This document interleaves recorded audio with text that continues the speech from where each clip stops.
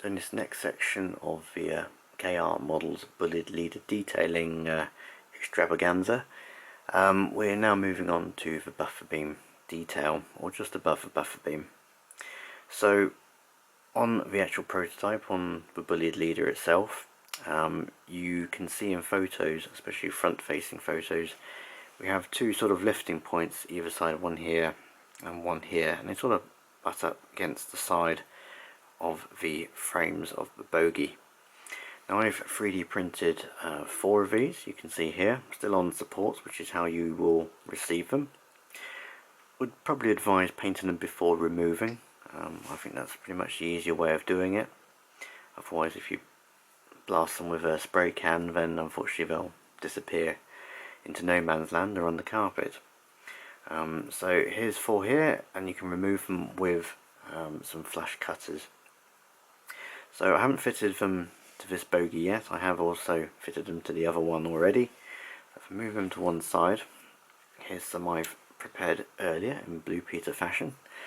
And what I'm going to do is I'm going to fit them either side of the frames here, just to the front of the Bufferbeam. And I'll be using some satin varnish just to fix them into place. You can use super glue or any kind of glue that you wish, but I'm just going to use that just in case they get knocked off or need to move them around a little bit and reposition them. So I'm just going to remove them from the supports of this 3D print, and I will then be adding them to the running plate.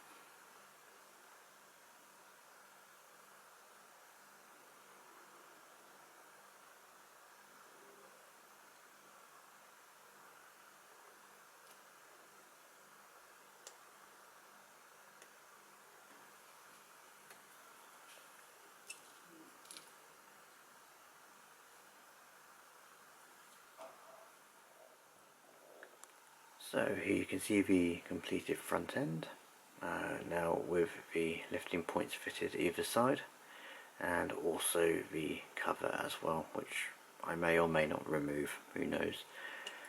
Anyway, we'll go on to the next part, which I have created for the front of the Bulleid Leader, and also if you have purchased it, that is, and we'll be moving on to the guard irons, which are below the Bufferbeam on the front end.